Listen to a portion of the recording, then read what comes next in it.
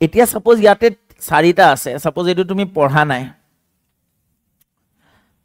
তাৰ পিছতেও তুমি উত্তৰটো কৰিব লাগে তেতিয়া তুমি কি চাবা প্ৰথমতে এটো ভুল বুলি গম পালা যে প্ৰথম এংলো মাৰাঠা যুদ্ধ এটো সময়ত হোৱা নাছিল এটো আসলতে প্ৰায় প্ৰথম মহীশূৰ যুদ্ধ বুলি ধৰিব পাৰি মাৰাঠা যুদ্ধ হৈছিল প্ৰথমখন 75 ৰ পৰা 82 লৈকে গতিকে প্ৰথমটো যিহেতু ভুল যত 1 নম্বৰ অপচনটো আছে হেতু আমি কাটি দিলো 1 থাকাটো হবই নোৱাৰে দ্বিতীয়টো আমি চালু যে 90 ৰ পৰা 92 তৃতীয় মহীশূৰ যুদ্ধ হেতু শুদ্ধ হয় গতিকে কাৰেক্ট অপচনত 2 টো থাকিব লাগিব যত নাই হেকেটা মই কাটি দিলো ঠিক আছে 3 নম্বৰটো পঢ়া নাই 4 নম্বৰটো দিয়া আছে 1845 ৰ পৰা 46 লৈকে দ্বিতীয় শিখ যুদ্ধ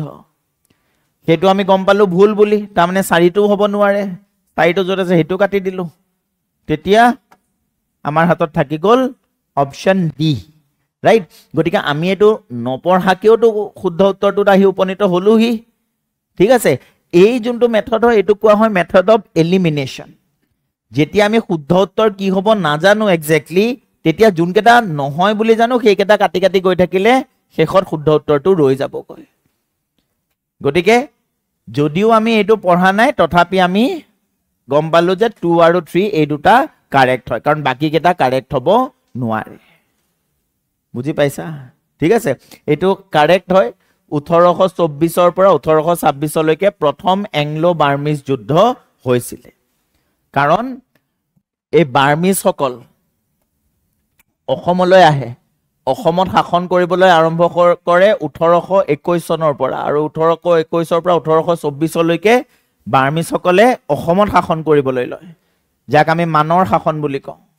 গতিকে 3 বছৰ কাল অসমত মানৰ শাসন চলে তাৰ পিছতে ব্ৰিটিছ সকলে আহি পেলাই অসমত সোমাই পেলাই বাৰ্মিজ সকলৰ বিৰুদ্ধে যুদ্ধ ঘোষণা কৰে